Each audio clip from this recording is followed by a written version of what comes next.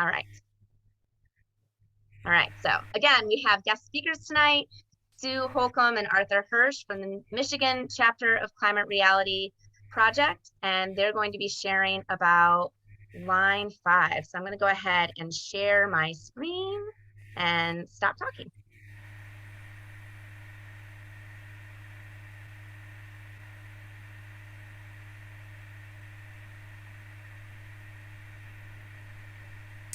Great. Art, do you want to go first and then I'll introduce myself when I start the presentation? Sure, sure. Good evening, everyone. My name is Art Hirsch, and I belong to the West Michigan chapter of Climate Reality Project. I became a leader, went through the leader training last April, actually in 2021. I did it virtually. I tried going to numerous types of presentations in Las Vegas, Texas, Detroit, all got canceled because of COVID. So I took my leadership online. And so, I really appreciate us being here talking about the Line 5 project. My name is Sue Holcomb, and I trained, I think in 2020, the first virtual training. I'm a veterinarian and a retired university professor, and I took all that energy and threw it into environmental activism. And one of the things I found when I retired and moved to northern Michigan is this pipeline that runs through the Great Lakes. And when I heard about it, it struck me as completely illogical. And how could this happen? And I think when most people hear about it, initially that's their response. Are you kidding? How did this happen? So Art and I met at our chapter meeting, and we decided to recruit as many people to the campaign to just talk about this and inform people about what's going on as we could. Enbridge is the pipeline is owned by Enbridge Energy.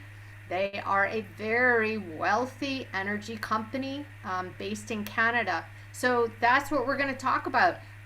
Laura, could you go to the next slide, please?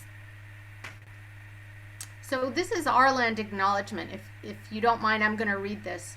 We acknowledge that we occupy the ancestral, traditional, and contemporary lands of the Anishinaabe Three Fires Confederacy of the Ojibwa, Ottawa, and Potawatomi peoples. We recognize, support, and advocate for the sovereignty of Michigan's 12 federally recognized Indian nations, for historic Indigenous communities in Michigan, for Indigenous individuals and communities who live here now, and for those who were forcibly removed from their homelands. By offering this land acknowledgement, we affirm Indigenous sovereignty, and we will work to hold ourselves more accountable to the needs of American Indian and Indigenous peoples. Next slide, please. It's especially important to read that acknowledgement and acknowledge the Indigenous tribes in Michigan, because this pipeline threatens their fishing and hunting rights. The 1836 Treaty of Washington was signed by the Bay Mills Indian community, and it guaranteed their hunting and fishing rights in Lake Huron, and these rights are threatened by this pipeline. All of the Indigenous communities and tribes in Michigan have signed documents to fight this pipeline, and certainly to fight the tunnel that Enbridge is proposing to construct beneath the Straits of Mackinac, and Art will address that later. Next slide, please.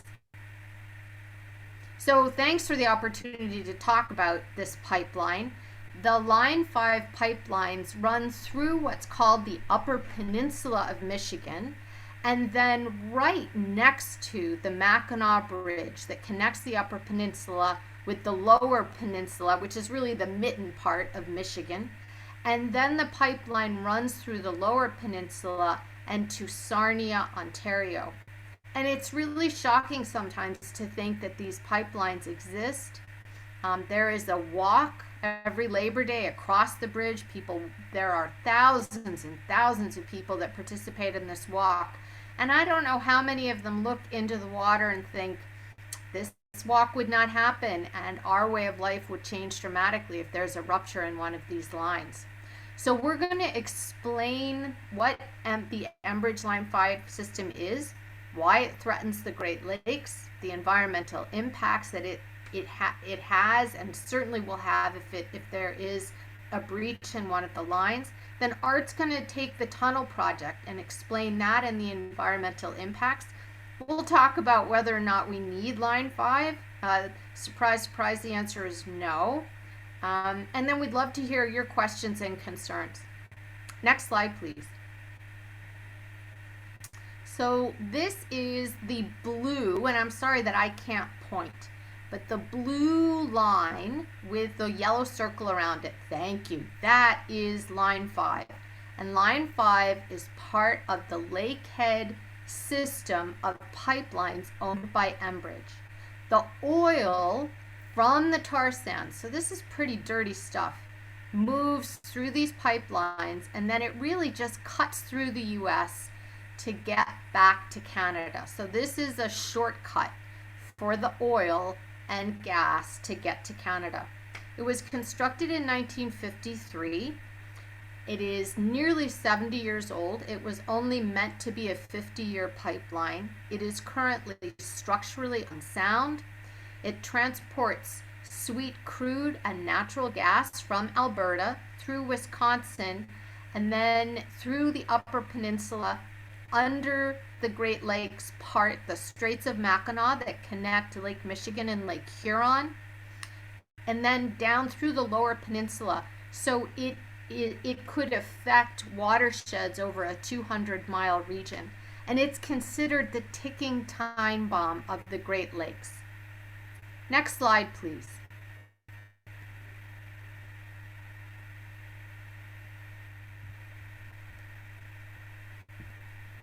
Can you still hear me? Yeah, I can hear you. Okay, thanks. So the green pins in this line that's depicting Line 5 are the places, the known spots, the 33 places where this pipeline has leaked since its construction. And 33 is a lot of leaks, but what's amazing is how many leaks Enbridge has had in their other pipelines. And it's about 92 different leaks a year. So they do not have a very good safety record.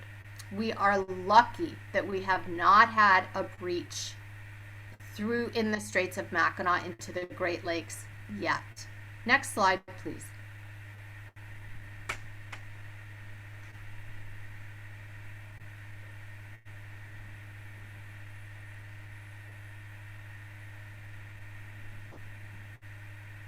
So, Line 5 transports about 20 million plus gallons of crude daily, and this earns Enbridge $1.5 to $2 million a day. Hence their tremendous desire to keep this pipeline running.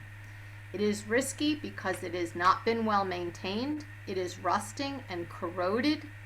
It is dented, and in areas it has lost 26% of its thickness. So the picture on the top is part of the Line 6B that ruptured in the Kalamazoo River, spilling about 1 million gallons of oil that is not yet completely cleaned. And the concern is that a similar event could happen with the pipeline that you see in the lower picture that really is just sitting in some places because of erosion of the lake bottom. It's just suspended, and it actually sways with the tremendous currents along the straits. Because of the currents in the straits and the depth of the water, an oil spill could at best be 30% contained. It would be very expensive. It would be about a $6 billion cleanup to the state of Michigan, and that does not account for the money lost for shipping because the straits would be closed. And certainly this would be devastating for hundreds of miles of coastline There are many island communities in Michigan. They would probably have to be evacuated because they would not have fresh water. And then we don't talk that much about what a spill would be like in the lower peninsula. But Michigan is a big agricultural state. And certainly we know what happened to the people in Flint when they had contaminated water. And sadly, what's happening again to the people in Flint because there was a pipeline rupture just a couple weeks ago. And they have crude oil contamination in their water supply again. These poor people. So these are real events that can happen. Next slide, please.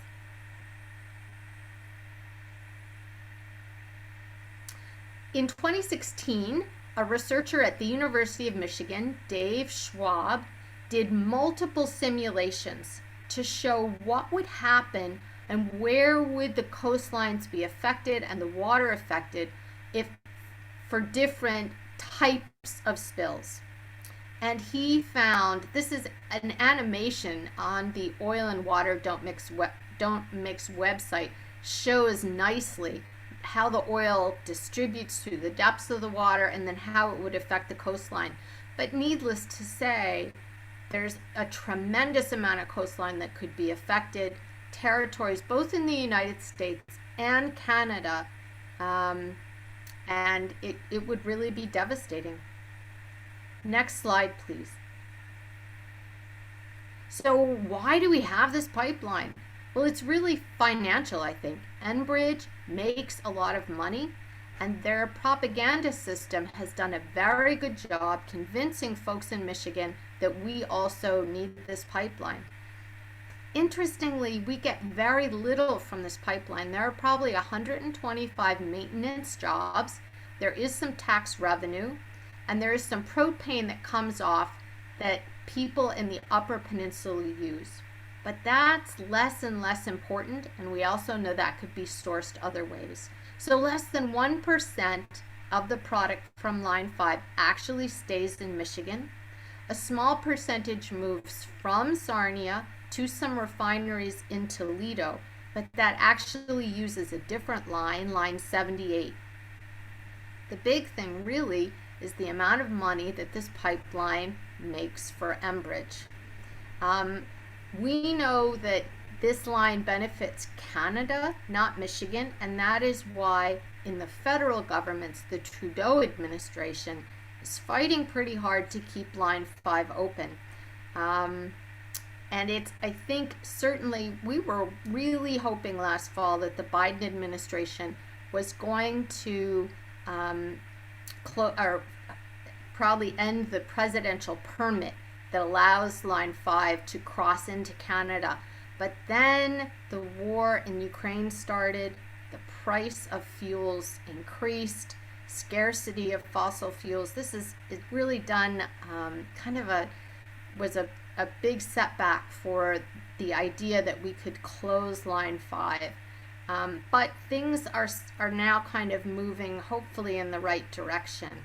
But there certainly, as always, this is a big political animal. Next slide, please.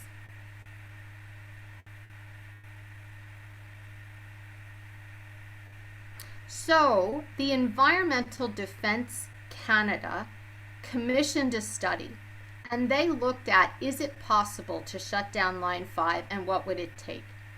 And the answer is yes, and it's a really well-written study. Line 5 can be closed without really very much expense, certainly not to customers. The price of a gallon of gasoline would increase by less than 5 cents. And I think I have 1 cent written, and I'm sorry because I was reading about liters. But it's really not enough that would affect consumers. Line 5 could be shut down because Enbridge has other pipelines. And there is a line 78, A and B. Line 78 was constructed after, in 2010, Line 6B ruptured in the Kalamazoo River, and that pipeline had to be closed. Line 78 has even greater capacity than 6B did, and it could accommodate almost all of what is run through Line 5. is some residual that would have to be moved by train and tanker, but this could be done. So it is clear that there would be a logical method for shutting down Line 5. The concern is Line 5 is going to shut down at some point, either because it ruptures or as we all transition away from fossil fuels. And we know that the tar sands, oil and gas are expensive. They are very dirty to produce. So it would be better, really economically for everyone, if they were to shut this line down and then transition the product to Line 78. Certainly the best of all worlds is if we could just get off the fossil fuels. But closing Line 5 will at least diminish this risk of an oil spill that would affect 20% of the fresh water on Earth. Next slide, please. So I just wanted to show you, not that we all have to be experts on Enbridge's maps, but Line 5 is the red line kind of on the top of the square running through Michigan, and then 78 is running through the lower peninsula from Indiana. So they have other pipelines that they could use if needed. And the next slide, please. Okay, so there were some questions in the chat, or if anyone wants to go ahead and ask a question right now, that would be great.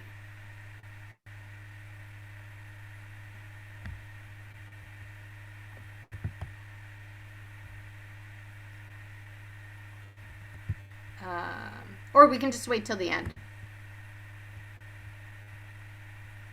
Okay, here's one question. If Enbridge and other oil and gas companies are good at advertising propaganda, how do we effectively communicate our own message? Well, that's why we're here tonight. So we're part of a campaign in Michigan that is called Oil and Water Don't Mix. And groups like the Sierra Club, there's a local group called Flow that is a group to protect fresh water.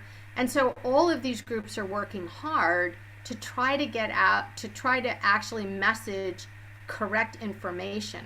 But nobody has the budget that Enbridge does. So it's tough. Art, why don't you jump in? Yeah, that's about the only way that our voice can be heard, is really through coalitions of environmental groups. It's extremely difficult to have our voice heard through the legislature, especially in the state of Michigan, to help fight the misinformation being proposed by Enbridge. Because a lot of the time, a lot of the people in the legislature are basically want to see the pipeline continue. And so it's an extremely tough battle that we're fighting in regards to just making people aware of what's going on. So we try going through, and the organization called Oil and Water Don't Mix has done a pretty good job of trying to get the word out to various types of media organizations nationwide to really try to spread the message of really what's going on and the disinformation that's being spread by Enbridge. It looks like there's another question in the chat. Does either Michigan or the US get any money back from Enbridge beyond lobbying funds? There is some tax revenue. Mm-hmm. But it's not enough. Yeah. You know, when you see the figures of what it costs to clean up a spill, you know, in the billions of dollars, the amount of money that the state of Michigan is making off of the tax revenue from the pipeline is quite insignificant. All right, I'm going to restart sharing. Yep.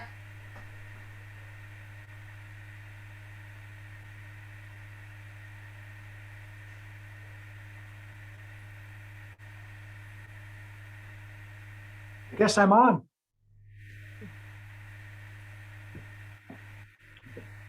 Okay, we ready? Go ahead, Art. Okay, good.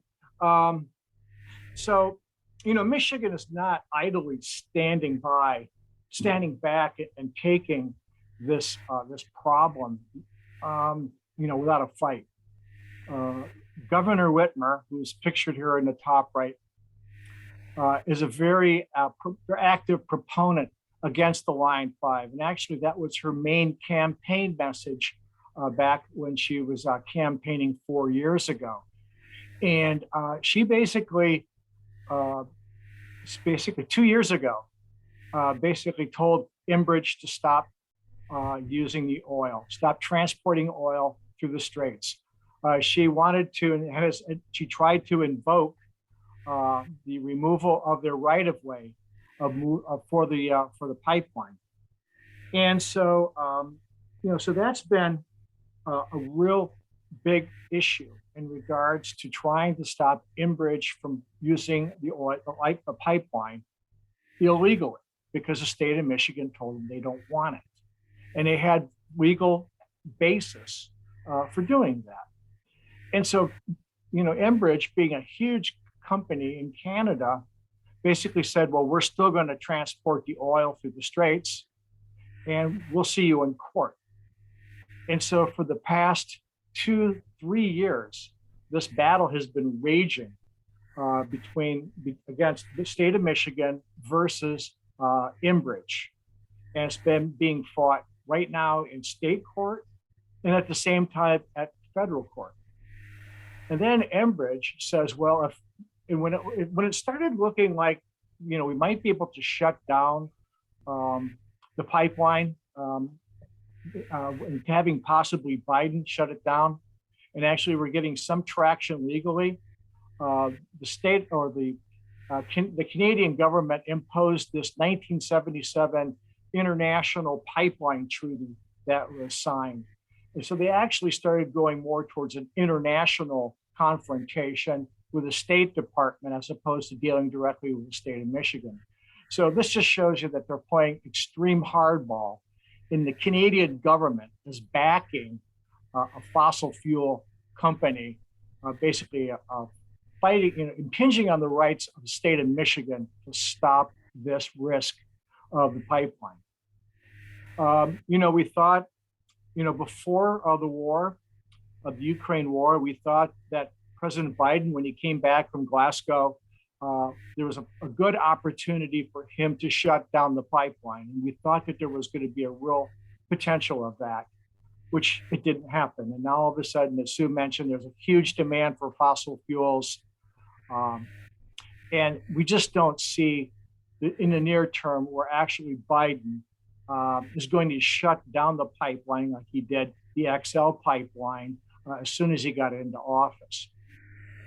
The PR budget is huge for Enbridge, $7 million and more dollars that is taken to influence a lot of people, a lot of legislators, a lot of community people in the Upper Peninsula, that they're going to go cold if we shut off the pipeline. And gasoline is going to go through the roof. A lot of misinformation has been spread by that propaganda machine. One of the things that happened is, again, it's, the state legislature is, they want to keep the pipeline going. There was a resolution to prevent the shutdown of Line 5, and it passed. So there's not a whole lot of support, Republican-wise for sure, but also democratically, where there's a lot of pressure by the unions that it's going to cost jobs. And so that is a real sticking point, because unions basically pay for a lot of campaign funds, a lot of donations to the candidates. So it just adds to the complexity of trying to fight this particular pipeline. And one of the things that happened is that recently the Michigan Public Service Commission reopened Enbridge case, basically to look at some of the risk issues associated with the placement of the pipeline. So this was a very good turning point for our side, is actually having the Public Utility Commission really start questioning a lot of the information that Enbridge was feeding them. Next slide.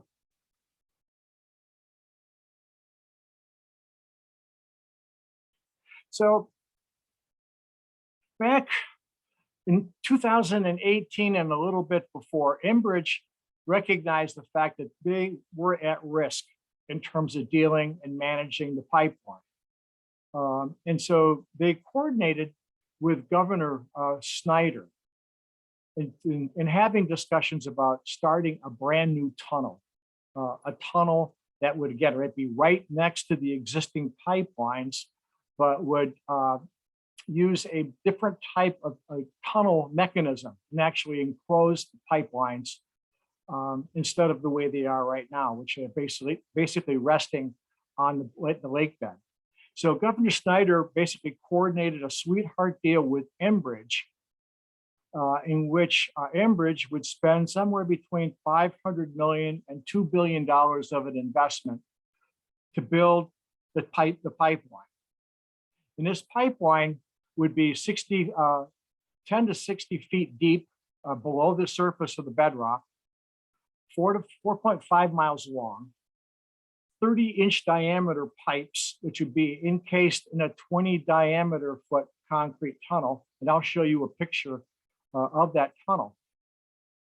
The sweetheart deal is that Enbridge pays for the tunnel, and then they give it to the state of Michigan for the operation and maintenance of the tunnel through perpetuity. And on top of that, there's a 99-year lease that Michigan gives Enbridge for the use of that pipeline, a real sweetheart deal. The issue is that fossil fuels will definitely, demand for that will go down very soon, we hope, and it's not going to last 99 years.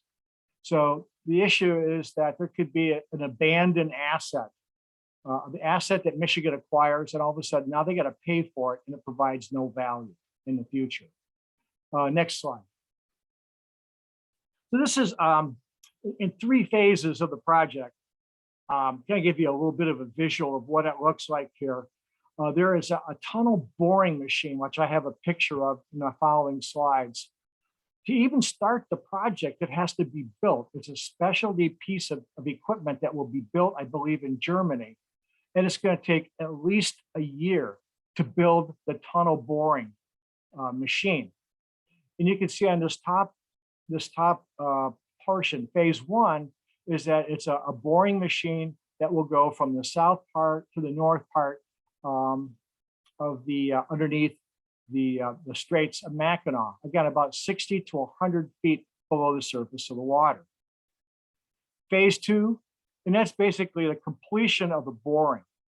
It's going to take 2 years to complete all the boring for this particular pipeline, going 40 feet a day. So it's a long, arduous process, not even considering the risk that this machine could get stuck in the tunnel while it's boring. And then phase 3 is really the completion of putting the utility pipes in and the placement of the actual utilities and the actual starting the operation. So ultimately, it's going to take 5 years or more to actually construct the pipeline per se. Next slide. So this is kind of what the boring machine looks like. It looks like it comes out of some sort of science fiction movie, but it's a huge piece of equipment that hasn't even been built yet. And so it's really, the issue here is really untested technology that's being tested in probably the most sensitive place in the United States, where 20% of the fresh water resides on the planet. It's a huge, huge risk. Next slide. This is a cutaway of really what the tunnel will look like. And you can see it's going to be about 30 feet diameter. So you can see this relative to a person standing there. And the pipeline, which will carry both the crude and the propane within that same pipe, with a ventilation duct. So it kind of gives you a perspective of how big this particular pipe is. Next slide. So Enbridge basically applied for a permit to the Army Corps of Engineers to construct this tunnel in the Straits of Mackinac, and they needed to have a permit. And so the Army Corps of Engineers actually put out for public review and comment this particular permit. And there were thousands, literally thousands of people who voiced serious concerns about this pipeline through the Straits. And so in 2021, about a year ago, the Army Corps of Engineers says, okay, we've heard the people. There are significant issues. We think that there's significant issues that need to be discussed and evaluated. And so we're going to do an environmental impact study or statement, so to speak, an EIS, for those of you who have heard of that terminology. It's a very detailed study that's done by the Army Corps to really figure out what is going on risk-wise within the tunnel, associated with the tunnel. So it's going to take 2 to 3 years to complete, optimistically. The Corps has selected a third-party contractor to write up the report and to do a lot of the research. We're expecting the EIS to start this year, in 2022. And the thing is that construction of this tunnel cannot start until the EIS is finalized and the Army Corps of Engineers has given their decision either to not to proceed or to proceed with the construction of the tunnel. But the kicker is that we could go through this whole process of the EIS, the construction of the tunnel, make multiple years, and still the flow of oil will continue to flow through the old line 5. So the risk gets higher and higher associated with the longer and longer we wait. One of the things that is very promising with this EIS process is that there's 8 tribes that have been identified as cooperating agencies. And so they're major stakeholders and have a big say in terms of how this EIS will look, the research provided, and some of the decisions that will be made. Also, the U.S. Coast Guard and EPA and the State Historical Society are also cooperating agencies. So you look at the total time, once the notice of intent, once the EIS is actually started, we're looking at least 11 to 13 years down the line. Next slide. So here's are just some of the many of the impacts that are associated with the pipeline. And I think it's important to realize, the greenhouse gas emissions that are going to come off of this thing. Just for the tunnel construction, the numerous years, 87,000 metric tons of CO2. Pipeline operations, once it's built and actually moving material through the utilities in the tunnel, 520 tons annually. But here's the big one, the crude oil and propane. Once it's combusted and actually used, 87 million metric tons annually. That is just a huge amount of CO2 that's going to be released into the atmosphere and really have, I think, a significant impact, not only on Michigan's climate action plan, but also the United States, where they want to reach some sort of net zero by 2050.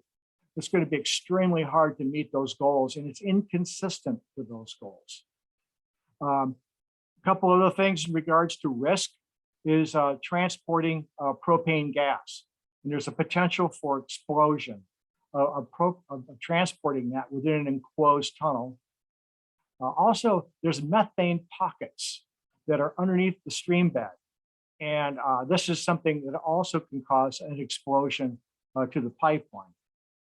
Oil spill impacts and cleanup is also an issue, just like the old Line 5 is a huge problem. Tribal treaty impacts that Sue mentioned before are really relevant here. in regards to the Washington Treaty. There's some question about the stability of the pipeline relative to the geologic formation that it's going to rest in. And the movement of the pipeline, the movement of the rocks, the material, et cetera, could be detrimental to the actual integrity of the pipeline. And Enbridge just wants to ignore this particular part of the tunnel issue. And there's also the issue about once they build the tunnel, Enbridge has been very silent about, well, how are they going to decommission the old line?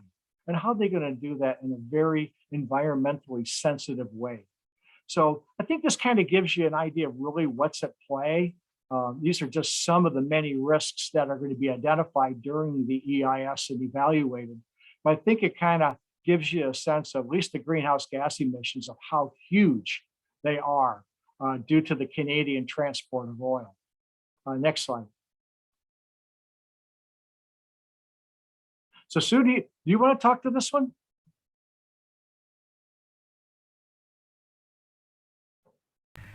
Go ahead, Art. Okay. So in regards to the outreach actions and needs, these are just some of the things that we'd like to promote to you if you want to get involved with this particular project and support our effort. First thing is to join the Oil and Water Don't Mix campaign. And there you have their link right there. And this is a coalition of maybe 10 to 15 environmental organizations like Climate Reality who are trying to fight this good fight against the Line 5. Contact senators and representatives to save the Great Lakes and shut down Line 5. And it isn't just necessarily state of Michigan senators, it's your senators too that could have a voice in this particular issue. It's especially as it relates to the sensitivity and the importance of the Great Lakes. If you want to, follow the EIS in regards to providing comments to these potential impacts and provide comments as the EIS process unfolds. Talk to your friends, neighbors, and colleagues, your neighbors. Let them know what we're going through on the EIS and also just the Line 5 operation and some of the risks that we're having to manage. Contact federal and state agencies. That would be helpful for us. Any sort of media awareness, which we're trying to do with a lot of letters to the editor, opinion pieces. We're trying to get on television and radio, again, so our voice can be heard above and beyond the Enbridge misinformation. So these are the things that you can do for us by all means. Next slide, please. By all means, if you have any questions or you want to get involved, let Susan and I know. Here's our email addresses. And also, if you need some additional information, these are just really great additional links of really trying to get up to speed on the Line 5 EIS and some of the risks that we're facing in regards to managing and supporting and protecting the Great Lakes. So with that, I think that's I'm ready for some questions if you have any about what we talked about. Yes, this is insane. I did see that chat. I saw one question from Anne. Why hasn't former Michigan Governor Granholm, who's now the Energy Secretary, done anything about this? Good Such question. a good question. Do you? I mean, Sue, do you have a perspective on this? I mean, I've got one, but I don't know if it's really correct. Go ahead. I think people are stuck. They're hoping that they really want the state of Michigan. They think this should stay within the state of Michigan to be able to fight this battle because that's probably where it is in court right now. But I do, and I don't know Governor Granholm's feeling about this, but I agree with you. Yeah, and she's Canadian. I mean, there are a lot of reasons. But yeah, it's she may think that this is a state problem and not a federal problem. And so let them battle it out in the courts. It's very possible that that's her position, but I think that what I had heard that there are political ties to previous governors who basically support this pipeline. And I think there's reluctance politically for her to get involved with this. I mean, I thought it was going to be a slam dunk when I found out that she was going to be Secretary of Energy, and there would be a voice. But her voice has been very, very silent. And I think she's just waiting for the courts to decide.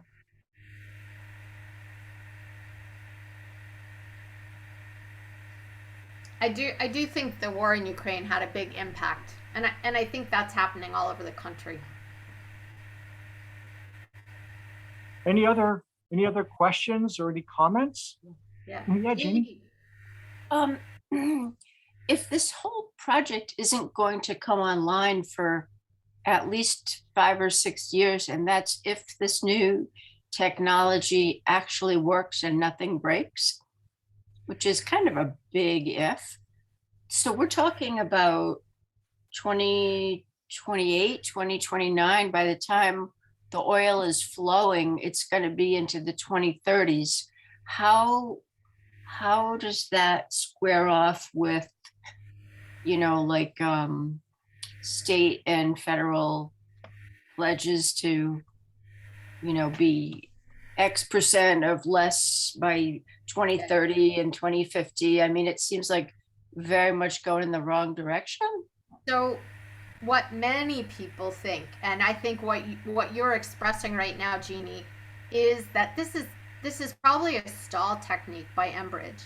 They're not going to spend $2 billion on a tunnel that takes them 10 years to construct, that they really aren't going to use for maybe 19 years. And in fact, they've even said that this pipeline's lifespan for their company isn't going to be much more than 20 years.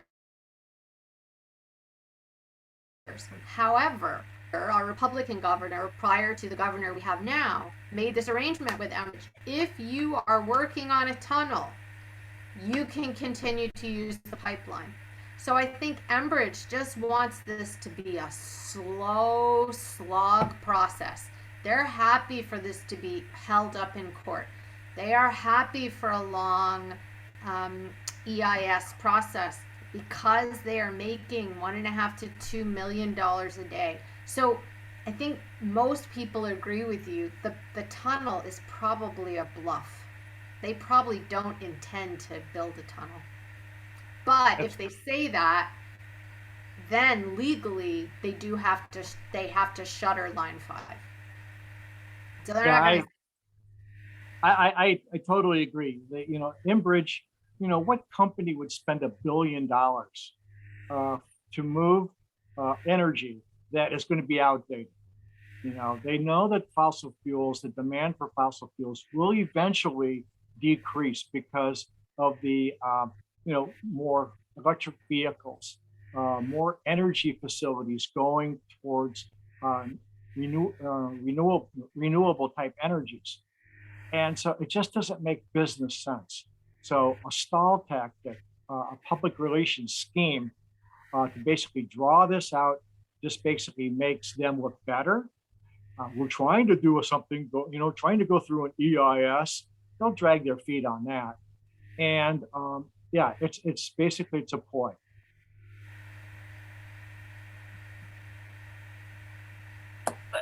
Can I ask one more question?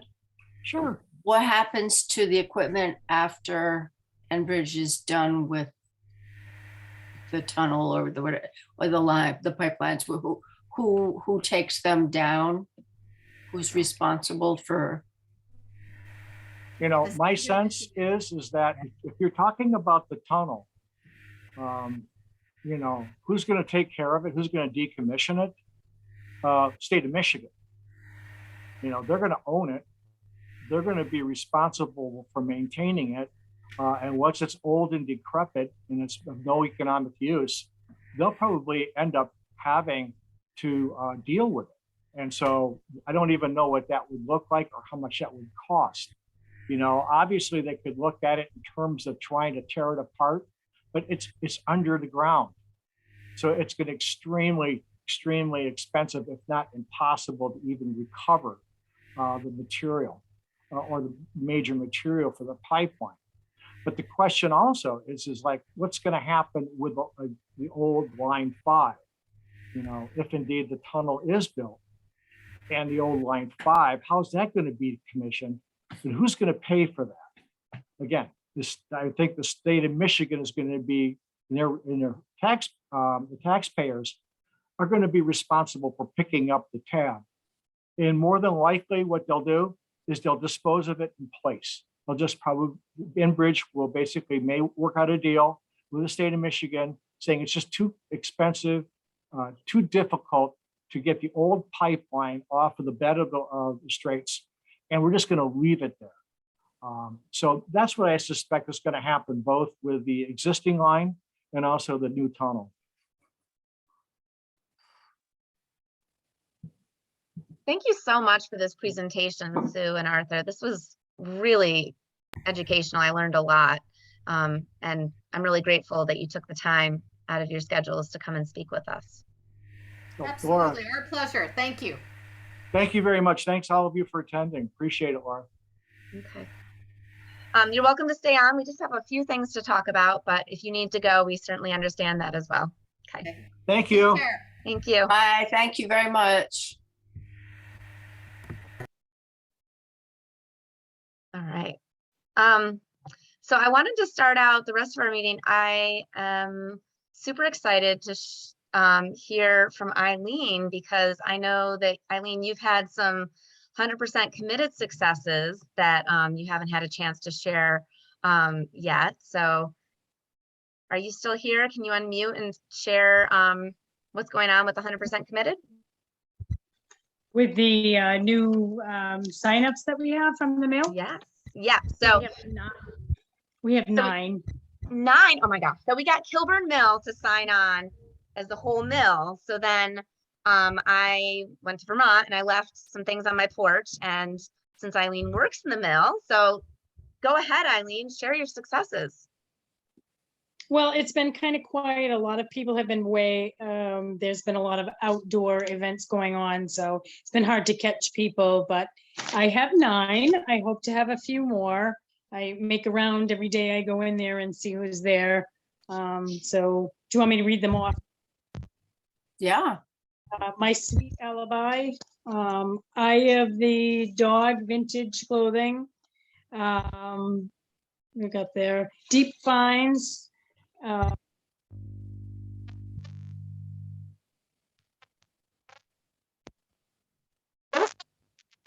Sticker on the outside of their door. Gear to Go Fishing Supply.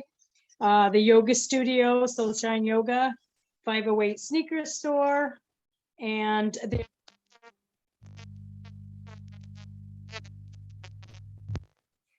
I missed that last one.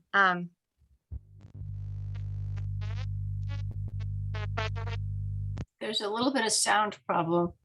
Yeah, Eileen, that's amazing that you got 9. Would you mind typing the names of the businesses in the chat? Sure. Awesome. That is so exciting. I am so excited. Yes, let's clap for Eileen. Oh my gosh, this is very thrilling. That's a third of our sign-ons now. We have 30. We have 30. We can say we have 30. That's amazing.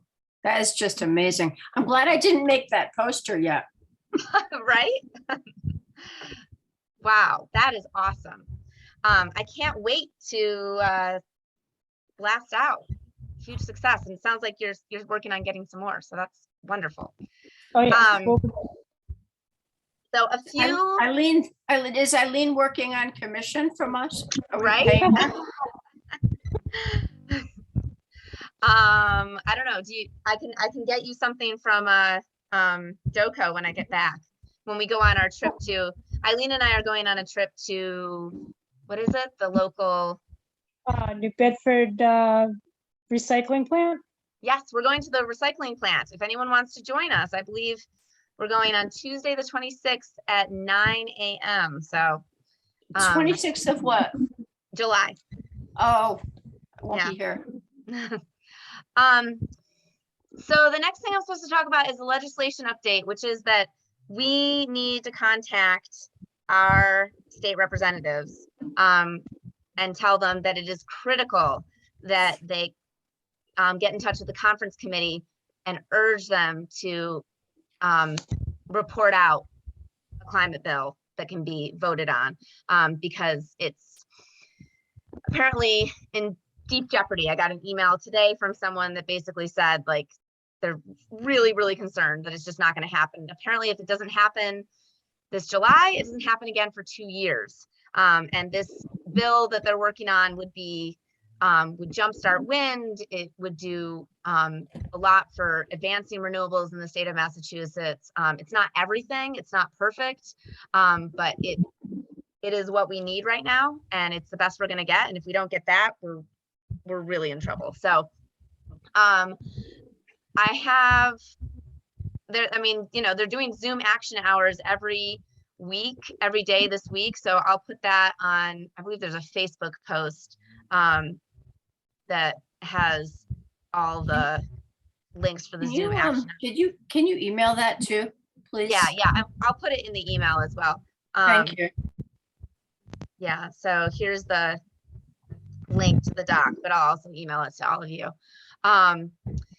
So every day from noon to 1, you can join the Zoom action hour and do it with other people, which I did today. And it was kind of, you know, as fun as those kinds of things can be. I did talk to someone in Montigny's office, which felt good. I also had a great conversation last week with Senator Mark Pacheco about the Least Developed Countries Fund bill, which is actually has the potential to be a part of this climate omnibus bill that they're working on. So I don't know if you remember, but the Least Developed Countries Fund bill is the bill that we, you know, have been supporting all along. It's very simple, non-controversial bill that would put a checkbox on your state tax form that would make it possible for you to donate to the United Nations Vulnerable Countries Fund to help fund countries like Bangladesh and you know, other places where climate change is already really impacting people. Completely optional, does not impact state funds. So we would be the first in the country to have something like that. It would be pretty cool. So if you do call your representative, you can mention that as well. And that was in my most recent email that I sent too. Also wanted to mention, I've been mentioning it in my emails, but composting is starting to get, you know, some mentionings of ways to do it in various communities on the South Coast. So in New Bedford, you can now compost for free at the recycling center. If you live in Mattapoisett, they're trying to get a compost service going. And I believe Anne is looking into possibly advocating for that in Fairhaven as well, as part of the sustainability committee. Is that accurate, Anne? Yes, that's what she says in the chat. Perfect. So I think that's really exciting. I mean, being here in Vermont right now in the summer, like everyone's required to compost, and it's just wonderful. And, you know, people love it, not only because their trash isn't stinky, but also their trash isn't attacked by bears. And obviously bears aren't as much of an issue where we live in Massachusetts, but, you know, people's trash wouldn't be attacked by other pests as well. So that's something to mention to people if you're talking about why compost, why have a composting service. Like if you're not going to use it for yourself, at least your trash, just think of how boring your trash will be to raccoons and rats and things like that. So the Plastic-Free Eco Challenge is still going on all month long. So if you haven't joined yet and you live in Fairhaven, you should totally join. It's great fun. And there's a really great prize from this amazing store, Start at the Bottoms, you know, Eileen's store. And the prize is being given out in just 4 days to the person with the most points. Will it be Anne? Will it be me? Will it be someone else? I don't know. But you should join the Plastic-Free Eco Challenge if you haven't yet. It's fun. I've been picking up trash while I wait for the grocery store to open here because it doesn't open until 8 a.m. and I drop Lena off at 7:45. So I have 15 minutes to pick up as much trash as I can. There's also a plastic-free July beach cleanup on Sunday, the 24th at 9 a.m. at Fort Phoenix. Mary Lou wanted me to mention that. She couldn't make it tonight because she's on a harbor cruise, but that is co-sponsored by Mary Lou's Be the Solution to Pollution and also the Fairhaven Sustainability Committee. Thank you, Anne. So Sunday, July 24th at 9 a.m. That is happening. And Mary Lou also wanted me to mention that she is still collecting nip bottles for this big action she's going to take. I'm going to try and find the date in my text messages, but September 18th, they're going to do a big display at UMass Dartmouth with nip bottles that she and other people have been collecting that says break free from plastic, because nip bottles are slowly being outlawed in communities around Massachusetts, but we really want it to be a statewide ban because they're just so awful. I mean, between the plastic and What kind of bottles? nips, like the little alcohol bottles are like this big. Okay. Yeah. Yeah. We find so many of them when we do beach cleanups that Mary Lou started collecting them separate and having them be their own category, just to like call out what a huge problem this is. So yeah. The other thing I wanted to mention is that the Opt Up campaign, I've spoken with people in Marion recently. I'm speaking to the Mattapoisett Women's Club in October. And I'm going to specifically be talking about the community aggregation program, trying to convince them that they should start advocating for opting up as a default in Mattapoisett. I have been speaking with David Aarons in Dartmouth, and I'm going to try and speak with the Dartmouth Democrats about this as well. So if you know people in communities on the South Coast that are part of the aggregation program, I would love to speak to someone in a group in Westport. I'd love to get in with a couple other groups in various towns, just trying to get the word out, because the contract does come up again next year, and we're hoping that more communities decide to opt up as a default the way that Fairhaven does. So just planning to share like what happened when we went for it in Fairhaven and what we learned and how the process works. I just met a person from my new lawyer is in Westport. Maybe I great. can, I just met the guy, but maybe I can get him to find a place for us to talk. Yeah, I emailed John Bullard about it, but I haven't heard back yet, but I'm hoping maybe he can help as well. I did want to update everyone that we don't have to record our actions anymore. That was a thing, if you were a climate reality leader, that you were supposed to record your, what was it called? Something of actions. Anyway, you don't have to record them anymore. Action steps, right? Wasn't it? Action steps, or it was Anyway. acts of leadership. That's it. AOL. Yeah, because AOL, it made me think of the AOL dial-up.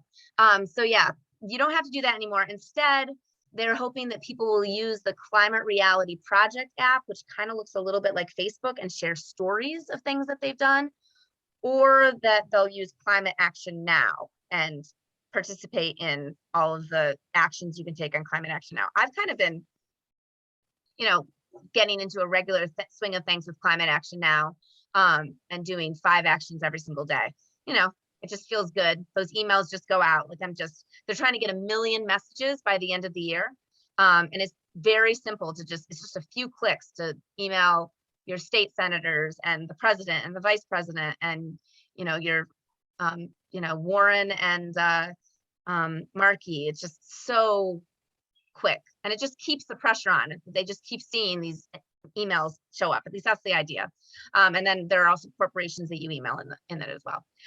I don't want to go on any longer, but I'm really happy you all came tonight. Next month, our meeting is on August 1st, and it will be in person at the church, and we'll have snacks and drinks and hang out outside. Hopefully it'll be a nice night. So I hope some of you can make it. But I'm also happy we're able to do this one virtually. And, anybody have any thoughts or comments or questions? If you need to go, please go. I don't want to waste your time, but if anyone has thoughts or anything that they want to share, feel free. I'm going to be out of town next month, sorry. Oh, no worries. It's summer. This is what happens.